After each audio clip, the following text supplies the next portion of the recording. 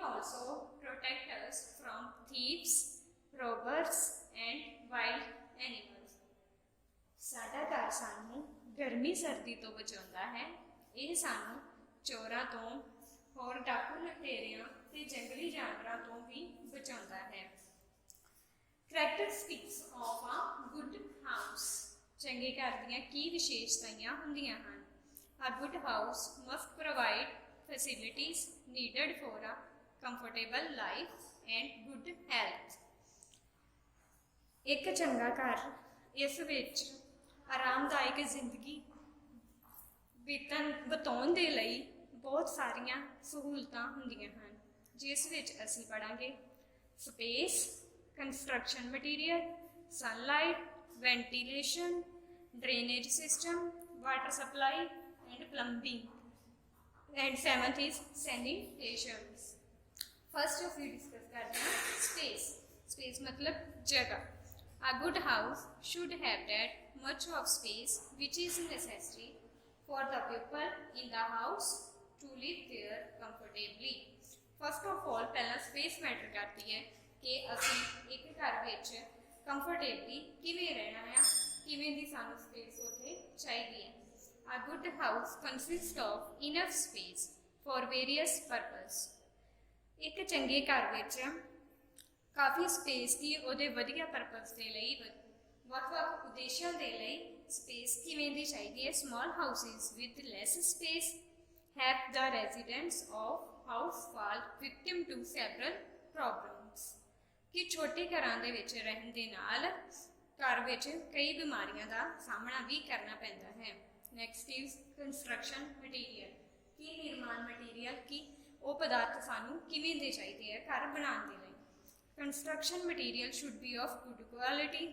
Construction material आ जिहड़ा वो गुड क्वालिटी का होना चाहिए है. A good proportions of different material make a good and strong house.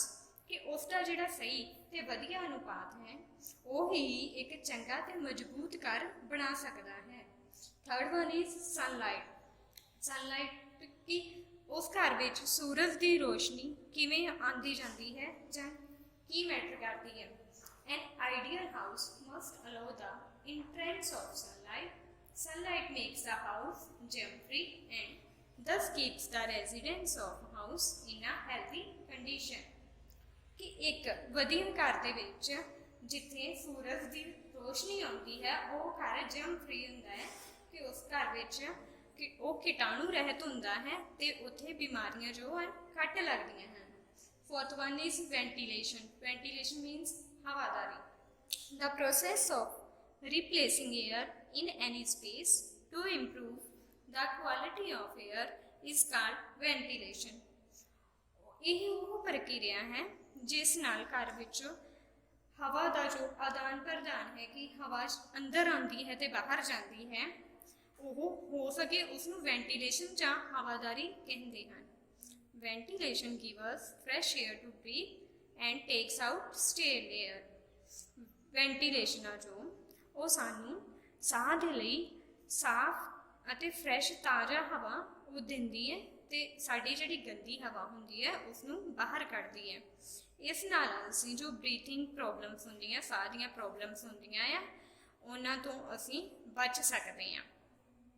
Our houses should have a good number of windows and ventilators. कि साडे घर दे विच वधिया घर साडे घर दे विच बहुत सारियां विंडोज होनियां चाहिदियां हन. Next one is drainage system. कि नालियां का की प्रबंध होना चाहिए है, नालियां का की सिस्टम होना चाहिए है.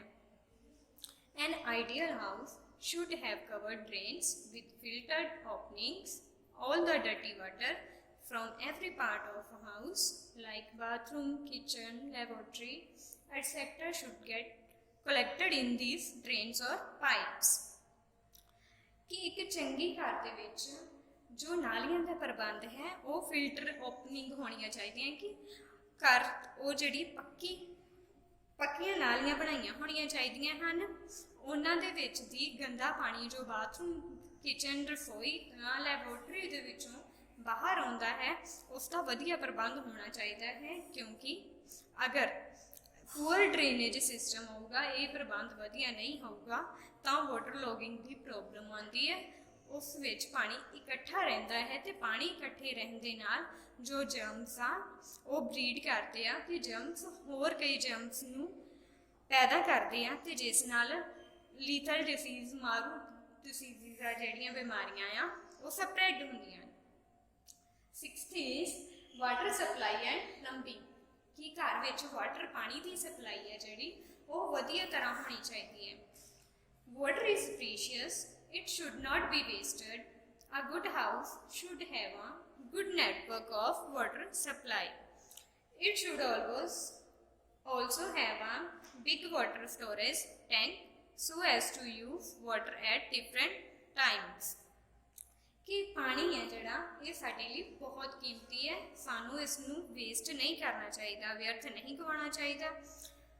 एक चंगे घर के विच जिहड़ा वाटर सप्लाई का वो वधिया जाल होना चाहिए है कि वाटर की जिहड़ी कोई भी प्रॉब्लम नहीं आनी चाहिए। घर विच एक वड्डी टैंकी होनी चाहिए है ते इस नाल जो असी वक्-वक् थावां उत्ते वक्-वक् टाइम उपर इकट्ठे पानी यूज़ कर सकते हैं। Plumbing means distribution of water inside the house through the pipes which take water to the taps. Plumbing का मतलब है कि पानी नू घर दे अंदर वंडना थ्रू द पाइप्स, कि पाइप्स के द्वारा जिस विच पानी टैंकी तो टूटियां दे तक आउंदा है। Last one is sanitation. Sanitation मतलब कि सफाई। A house must be clean every day to sweep and move the house. एक घर विच रोज़ जड़ी सफाई करनी चाहिए है, इसलिए सानू झाड़ू और पोचा लगाना चाहिए है। The garbage, dust and dirt must be collected and put in a covered dustbin. जो भी सानू उतों कूड़ा करकट धूड़ वगैरह होंगी है वो सानू सारी इकट्ठी करके उसनू एक ढके हुए डस्टबिन विच सुट देनी चाहिए है। दैन असीं डिस्कस करांगे a good house and its parts. Good house के पार्ट्स केड़े-केड़े हुंदे हन।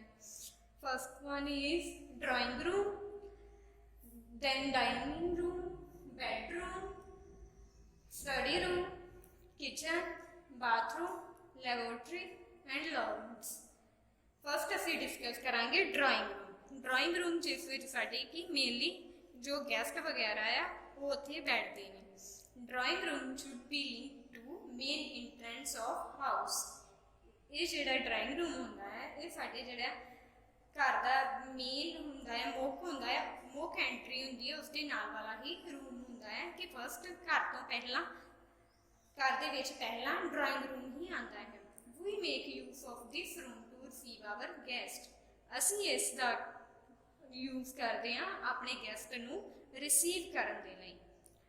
इस रूम विच की होंदा है सोफा, चेयर्स एंड टेबल्स ਜਾਂ ਸ਼ੋਕੇਸ भी हो सकता है। नेक्स्ट है dining room. Our dining room is the space where we all eat food together. This room has many chairs and a large table. एक डाइनिंग रूम दे विच असीं इकट्ठे बैठ के खाना खाते हैं। इस विच बहुत सारियां चेयर्स होंदियां ते एक बड़ा सारा टेबल होंदा है जिथे सारे जने सारी फैमिली बैठ के खाना खाती है। Third is bedroom. One important part of the house is bedroom. Bedroom जिहड़ा आ वो घर का एक इंपॉर्टेंट जरूरी हिस्सा होंदा है। Here we rest, relax and sleep at night। इत्थे असी रेस्ट कर सकते हैं, आराम कर सकते हैं, सो सकते हैं रात नूं। Our bedroom has a comfortable bed in it। एक बेडरूम दे विच आरामदायक बेड होंदा है। Next is study room। Study room is a place which is meant for study purpose। Study room दे विच ये जिहड़ा study room है इसका मतलब कि ये स्टडी उद्देश्य के लिए, पढ़ाई उद्देश्य के लिए वरतिया जाता है। ये घर की कॉर्नर से होंदा है। इस विच जो डिस्टर्बेंस वगैरह है वो नहीं क्रिएट की जाती। इस विच मेनली असी अलमीरा और बुक्स वगैरह रखते हैं जां इस विच पढ़न दे लई टेबल, चेयर्स ते एक लैंप का भी प्रबंध किया जाता है। Next one is kitchen. The kitchen is the space where your mother cooks and prepare foods for you. Kitchen ਉਹ ਜਗ੍ਹਾ ਹੈ ਕਿ ਜਿੱਥੇ ਸਾਡੇ ਮਦਰ ਸਾਡੇ ਲਈ ਖਾਣਾ ਬਣਾਉਂਦੇ ਆ. The kitchen usually comprises many racks, shelves, cupboards, etc. for keeping various things like spices, pulses, utensils, etc. Kitchen ਦੇ ਵਿੱਚ ਜਿਵੇਂ ਰੈਕ ਹੁੰਦੀਆਂ, ਸ਼ੈਲਫ ਹੁੰਦੀਆਂ ਆ, ਕਬਰਡਸ ਵਗੈਰਾ ਹੁੰਦੀਆਂ ਹੈ, ਜਿਸ ਵਿੱਚ ਮਸਾਲੇ, ਦਾਲਾਂ, ਬਰਤਨ ਵਗੈਰਾ ਸਾਂਭੇ ਹੁੰਦੇ ਆ. Next is bathroom. We take bath in the bathroom. Bathroom ਵਿੱਚ ਅਸੀਂ ਨਹਾਉਂਦੇ ਹਾਂ. Next is laboratory. Laboratory is a part of a house where we lose our body's waste. कि laboratory कि जिथे असी अपनी body चों waste material बाहर कढ़ते हैं वो laboratory purpose से use किया जाता है. Last one is lawns. Lawns मतलब कि बाग बगीचे. The lawn is also part of a house. ये भी साडे घर दा एक हिस्सा ही हुंदा है. We grow plants, sit comfortably, play games and do morning exercise in the lawn. ਅਸੀਂ ਇੱਥੇ ਪਲਾਂਟਸ ਉਗਾਉਂਦੇ ਹਾਂ, ਕੰਫਰਟੇਬਲੀ ਆਰਾਮਦਾਇਕ ਇੱਥੇ ਬੈਠ ਸਕਦੇ ਹਾਂ, ਗੇਮਾਂ ਖੇਡਦੇ ਹਾਂ ਅਤੇ ਮਾਰਨਿੰਗ ਐਕਸਰਸਾਈਜ਼ ਵੀ ਕਰਦੇ ਹਾਂ. This is all about the good house. Thanks.